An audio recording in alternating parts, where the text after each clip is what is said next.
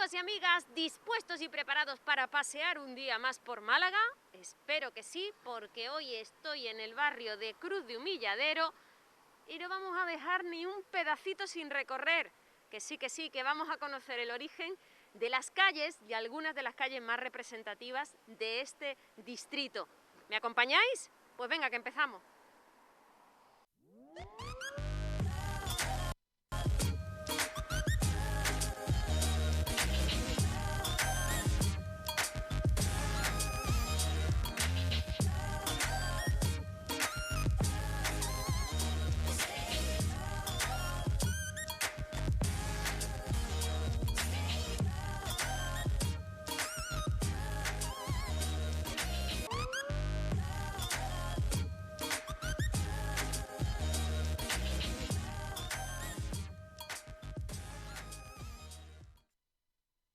Os decía que estamos en el barrio, en el distrito de Cruz de Humilladero, el distrito número 6 de nuestra ciudad, y que, claro, para hablar de Cruz de Humilladero me tengo que referir en primer lugar a la cruz que preside la plaza de Cruz de Humilladero, aquí en esta rotonda, y que es la que le da origen al nombre de la barriada, que era una de las 4 cruces de Málaga, y que pese a que tiene en su origen, o es una palabra, humilladero, derivada de humillar, no necesariamente estamos hablando a un término que denigre, ni mucho menos, el origen de su nombre. Estamos hablando de una de las cruces de Humilladero, como muchas tantas que se colocaban al principio de las barriadas, de los pueblos, de las poblaciones, mostrando su fidelidad a la fe cristiana. El término humilladero ya aparece, ¿no?, en actas capitulares del ayuntamiento allá por el siglo XVII, aunque no se tiene constancia exactamente a qué hacía referencia. En un principio se habló de una ermita, que lógicamente tenía una cruz que la presidía, una imagen religiosa, pero también un lugar donde se ajusticiaba a los condenados. Hay diferentes versiones, ya lo van a ver. Si en el programa anterior, el que le dedicábamos a la calle Victoria y a Cristo de la Epidemia, hablábamos en relación a la epidemia que asoló la zona, hay distintas epidemias que perjudicaron a Málaga, hay otras menciones posteriores que también describen el lugar pues como el punto de partida de varios caminos desde Málaga, los que se dirigían a Cártama, a Álora, a Benalmádena. En 1695 se recoge un acto de justicia también, aquí, en el que fue ahorcado un tal Francisco de Sevilla. La cruz no estaba exactamente aquí, donde la ven, está a unos cuantos metros cambiada de lugar, pero sí cerca. De estas menciones se desprende que la cruz de Humilladero servía como cruz de término, lugar que mostraba que la ciudad hacía justicia y que advertía también a los propios ciudadanos y a los visitantes que se acercaban de ello. Se sabe también que hubo otras 3 cruces instaladas una vez tomada la ciudad por la Corona de Castilla, en el Camino Real de los Mármoles, donde se dirigía a Antequera, en la salida hacia el Camino Real de Granada, y en La Caleta, además de en el camino hacia Vélez, Málaga. En 1867 se mencionan en documentos municipales el emplazamiento exacto de la plaza de Cruz de Humilladero a raíz de la construcción del camino de San Rafael y el traslado de la cruz en esta intersección de este, además de otros caminos que veremos en este programa. Les decía que esta cruz está desplazada, concretamente unos 50 metros de su primera ubicación. No era la única de la ciudad, había 4, recuerden, junto a la Cruz de Zamarrilla, donde el santuario de la patrona, y en Caleta. También llamadas cruces de término en el territorio español, constituían una especie de hitos o mojones que se colocaban antiguamente a la entrada de ciudades, como muestra de piedad por parte del pueblo. Si buscan la palabra humilladero en el diccionario de la Real Academia, encontrarán que hace referencia a un lugar devoto, que suele erigirse a las entradas o salidas de los pueblos y que lo hace con alguna imagen o cruz, que luego, en algunos casos, podía terminar convirtiéndose en una ermita. Esta cruz no fue una excepción, aunque en la actualidad la mayoría de los viandantes que están viendo en esta barriada tan absolutamente genuina como cosmopolita recuerden esta plaza por el Cine París, que se inaugurara el 20 de diciembre de 1962. Estamos en una década, entre los 50 y los 60, en los que Málaga llegó a tener hasta 90 salas de cine. Ya a finales de los 70 habían cerrado muchas de ellas. Recuerden que la televisión llega a las casas en la década de los 60. No es de extrañar que años más tarde el Cine París se convirtiera en bingo. La parroquia de la Asunción es otro de los lugares más representativos de este espacio. En agosto de 1967 fue bendecida. Hasta bastantes años más tarde, en 2002, no llegaría el aparcamiento subterráneo que hay bajo la plaza. Lo inauguró nuestro actual alcalde, que ya era alcalde entonces. Pero sigamos recorriendo cada una de las calles que constituyen y que confluyen en esta plaza.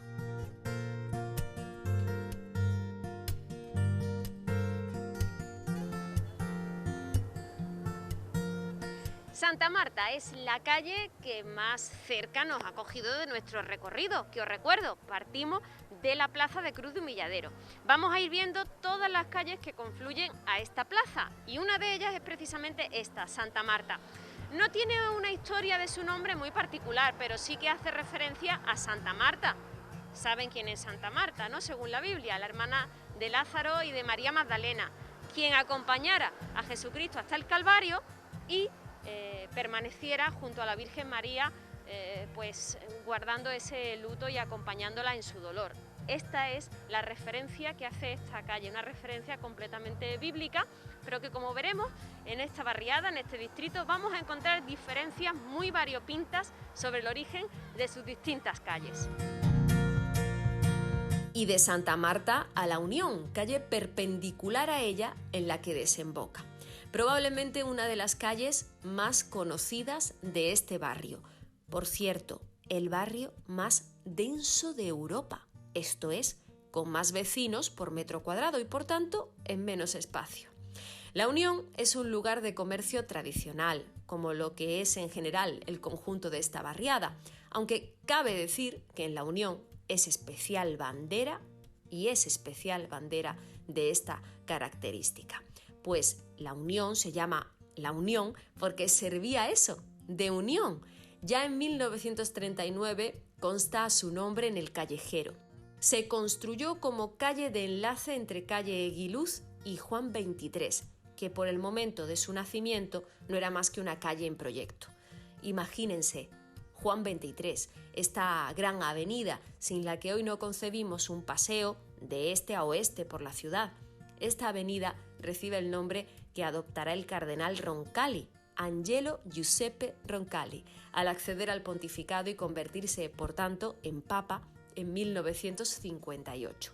Roncalli fue elegido papa ante la sorpresa de todo el mundo. Escogió el nombre de Juan porque era el nombre de su padre y también del patrón de su pueblo natal, en Soto del Monte, en Lombardía, en la Lombardía italiana, aunque escogió también en razón y en homenaje a Juan el Bautista y a Juan el Evangelista, así lo declaró en su momento. Enseguida este papa comenzó, y así lo reconocen los historiadores, una nueva forma de ejercer el papado. Fue el primero desde 1870 que lo hizo y que ejerció su ministerio de obispo de Roma visitando personalmente las parroquias de su diócesis. Curiosidades de la figura que le da nombre a esta avenida.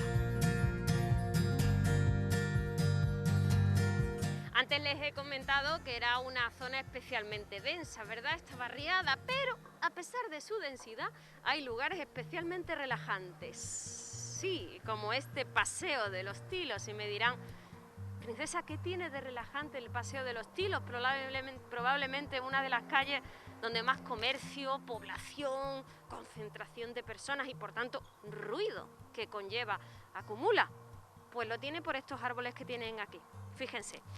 Los tilos dan tila, ¿lo sabían ustedes? No sé si exactamente estos árboles lo hacen y se recolectan, pero sí es cierto que este árbol perenne de raíces profundas, el tilo, es un árbol que da tila, de ahí su nombre. Estos árboles que están viendo permanecen aquí desde el inicio y la construcción de las primeras casas, la mayoría de ellas habitadas por familias de trabajadores de la fábrica de tejidos de La Aurora, que estaba ubicada al principio de este paseo y que daba ocupación casi a 800 personas. Les estoy hablando de mediados del siglo XIX, de 1856.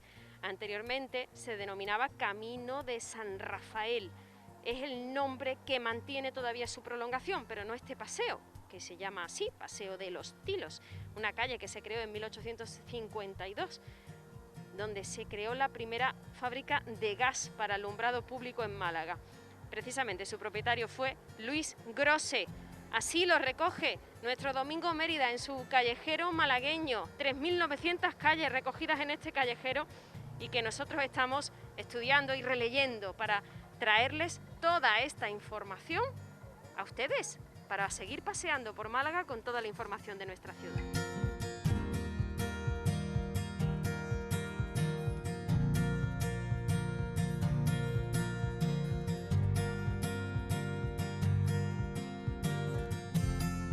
Es curioso saber que en esta calle, como todas las de aquella época, en el siglo XIX, el alumbrado era escaso y el poco que había era alumbrado de gas. En esta calle se instalaron más de 1.800 farolas. Hasta después de la Guerra Civil, en 1939, no desaparecería el alumbrado público de gas. Esta calle da nombre a una barriada dentro del distrito que visitamos, el de Cruz de Humilladero. Es el barrio de Los Tilos, que se asienta sobre el antiguamente conocido como Camino de Coín.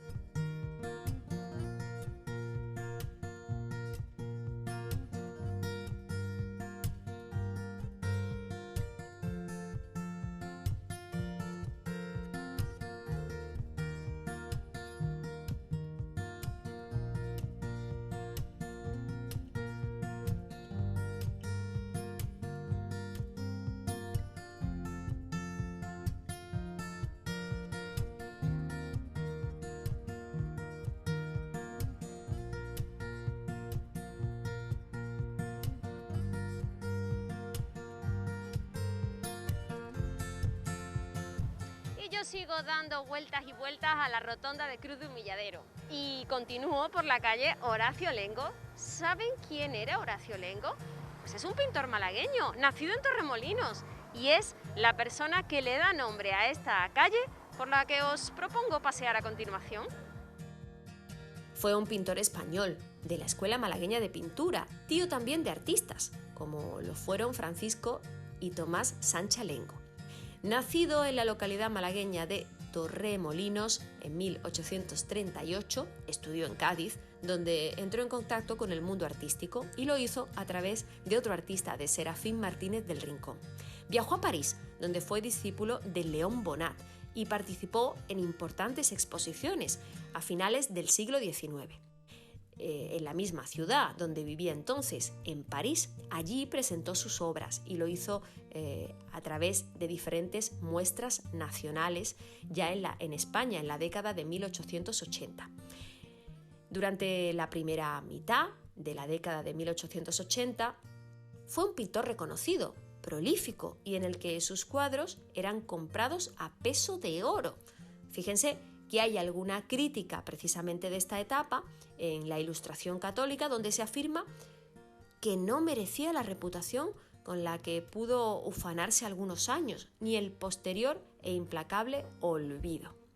Porque sí, este artista malagueño, oriundo de Torremolinos, la verdad es que no tuvo un final muy alegre, porque pasó por todas esas etapas en las que los artistas, algunos de ellos, tienen que atravesar, como son los altibajos de su reconocimiento y del reconocimiento a su obra. Terminó suicidándose en su propio taller de Madrid el 3 de julio de 1890. Estaba perdiendo la vista y eso quizá le hizo entrar en una depresión. Fue enterrado en el cementerio de San Justo. Se le ha llegado a calificar, después de su muerte, como el pintor de las tórtolas o el pintor de los pájaros y de las flores. Sin duda, cultivó diferentes temáticas y en todas se erigió como un verdadero maestro. Estamos en la avenida, en la calle Conde de Guadalhorce. ¿Sabían ¿Quién era el conde de Guadalhorce? Pues de entrada, en honor a él, el entonces ministro de Fomento, ingeniero de camino, Rafael Benjumea y Burín, fue el primer conde del Guadalhorce, fue la persona a favor de la cual Alfonso XIII creó este título nobiliario en homenaje a ese valle nuestro, al Valle del Guadalhorce, que por cierto, Alfonso XIII saben que es el bisabuelo de nuestro actual rey, de Felipe VI. Pues sí, fue Alfonso XIII quien le dio el título a Rafael Benjumea y Burín, el hombre que en su momento también contrajera matrimonio con Isabel Heredia Loring Bebel. ¿Se imaginan ya con quién estaba emparentado este apellido? Efectivamente era la nieta de Manuel Agustín Heredia. Pues fíjense que hemos pasado de la Biblia al arte y ahora a la nobleza. Procedente de una familia de la burguesía agraria acomodada, el padre de Rafael era Diego Benjumea Pérez de Seoane. Era abogado, ganadero y también propietario de una finca agrícola. Su hermano era Joaquín, conde de Benjumea, que llegó a ser ministro en la etapa de Franco y gobernador del Banco de España. Pero como les avanzaba anteriormente, la fama, al menos en el aspecto social de la ciudad, le llegó al contraer matrimonio con Isabel Heredia Loring Bebel, que era nieta del industrial Manuel Agustín Heredia, que por cierto tiene otra calle bastante reconocida en nuestra ciudad. Con ella tuvo como hijos a Isabel, que se casó con José Moreno Torres, conde de Santa Marta de Bavío, Rafael, casado con Jacqueline Poirier, Marta, casada con Mario Pastega, Francisco, casado con Matilde Cabeza de Vaca, marquesa de Torremayor y de Valdecañas, condesa del Peñón de la Vega, y Ricardo, casado con François Dubois, además de otra hija llamada Georgina. Su carrera profesional y política fueron muy importantes, siempre estuvieron además ligadas, y lo hicieron desde sus primeros pasos como profesional, ya que el conde de Guadalhorce, el primer conde de Guadalhorce, se mostró interesado por las obras públicas y trabajó mucho en la comarca, en concreto en la del río Guadalhorce, donde realizó fundamentalmente dos grandes obras: en la central hidroeléctrica entre 1903 y 1905 y el pantano del Chorro, más tarde, conocido en su momento y conocido aún como el embalse Conde del Guadalhorce, que se inaugurara el 21 de mayo de 1921. Aprovechando la visita del monarca Alfonso XIII, Benjumea cambió las antiguas tablas de madera que unían la central y el pantano por una pasarela de cemento. Y fíjense, seguro, no me extrañaría para nada que ustedes hayan visitado esa pasarela de cemento, y además recientemente, porque actualmente es conocida como el Caminito del Rey, y es conocida así por la visita de este monarca, de Alfonso XIII. Todas estas obras en la región le valieron a Rafael que fuera erigido, que recibiera el título de conde del Guadalhorce, que le fue entregado por Alfonso XIII el 12 de septiembre de 1921. Los frutos de su vida profesional no solo le valieron el reconocimiento desde el punto de vista local y en otros ámbitos, sino que fueron méritos suficientes como para que Primo de Rivera, que conocía también la opinión política de Benjumea, favorable al intervencionismo estatal, le llamara en 1926 para ser ministro de Obras Públicas. En el marco de su labor política llevó a cabo proyectos muy numerosos, pero hay alguno que destaca por encima de otros, como el trazado, la reparación y el mantenimiento de las carreteras españolas y la creación de las confederaciones hidrográficas. También es conocido su plan del Guadalhorce para los ferrocarriles y, entre otras cosas, hay alguna que otra crítica que, ¿para qué vamos a mencionar? Yo les animo a que mejor lean y profundicen en la historia del primer conde de Guadalhorce, que es, como ocurre con todas las personas y particularmente con los personajes públicos, con sus luces y con sus sombras, pero nos vamos a quedar en esta barriada con sus luces porque le da nombre en homenaje por todo el trabajo y buen trabajo que hizo a esta maravillosa avenida.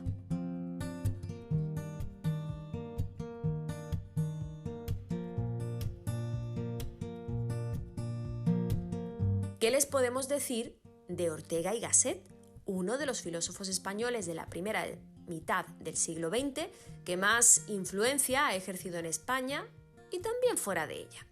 Tenía un estilo literario bastante sencillo y fácil de leer para ser un filósofo, aunque eso sí, lleno de metáforas y frases ingeniosas.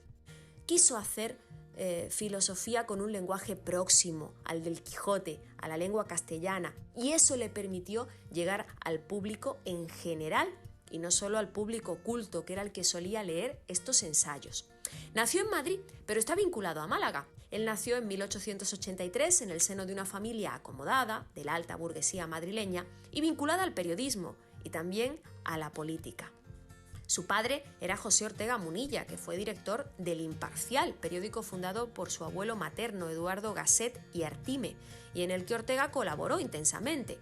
Su vida está llena y profundamente ligada al periodismo, a la política, a las actividades editoriales, y ocupó un lugar muy destacado en la vida intelectual española durante esa primera mitad del siglo XX. ¿Qué le une a Málaga? Pues señores, que estudió en el Colegio Jesuita de San Estanislao en Miraflores del Palo.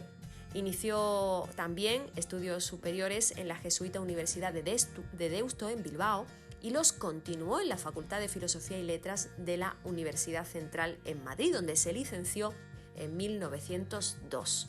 Llegó a ser doctor en Filosofía 2 años más tarde por la Universidad de Madrid, con una tesis, Los terrores del año 1000, crítica de una leyenda. Si tienen oportunidad, ojen esas interesantísimas páginas publicadas por este magnífico filósofo. Les decía que trascendió las fronteras españolas porque también estudió en Alemania, lo hizo hasta 1907. Estuvo en diferentes ciudades alemanas y tomó contacto con otros filósofos como Hermann Cohen y Paul Nartov, entre otros, que impresionaron especialmente a Ortega, que era además un ávido lector de Nietzsche en su juventud, hasta tal punto que llegó a estar toda su vida obsesionado por la grandeza de la filosofía, de la ciencia y de la técnica alemana, a raíz de esa gran admiración que tenía por filósofos alemanes y por su trabajo en Alemania. Por cierto, una curiosidad, defendió el europeísmo y fue criticado en su época por ello.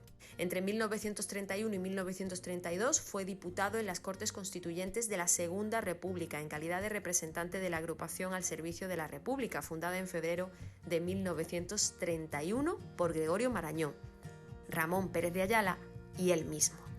Un agitado periodo fue la vida política española, precisamente, que conocería nuestro Ortega y Gasset, que hoy le da nombre, entre otras muchas avenidas, muy en particular a esta que recorremos malagueña.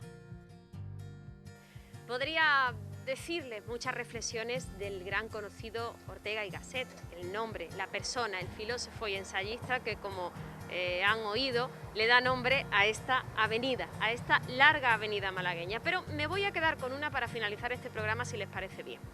Él decía que había personas que se pasaban la vida, quizá demasiadas personas, conformándose con guarniciones y con entremeses y no disfrutando del verdadero plato principal. Y era una reflexión que hacía en referencia a que muchas veces dejamos nuestros sueños de lado y no les damos la importancia que merece, relegando nuestra vida a un orden o a una sucesión de cosas cotidianas que nos van ocurriendo sin tomar nosotros mismos nuestras propias decisiones. Con esta reflexión tan profunda quiero despedirme porque para mí mi sueño es esto, estar aquí haciendo tele, hablando con ustedes, dirigiéndome a ustedes y divulgándoles algo tan bonito como humildemente hago o intento hacer al menos en nuestra Málaga. Por eso les invito a esta reflexión y creo que la mejor forma de hacerla y de reflexionar es haciéndolo paseando por Málaga. Así que les espero en el próximo programa para seguir paseando y reflexionando.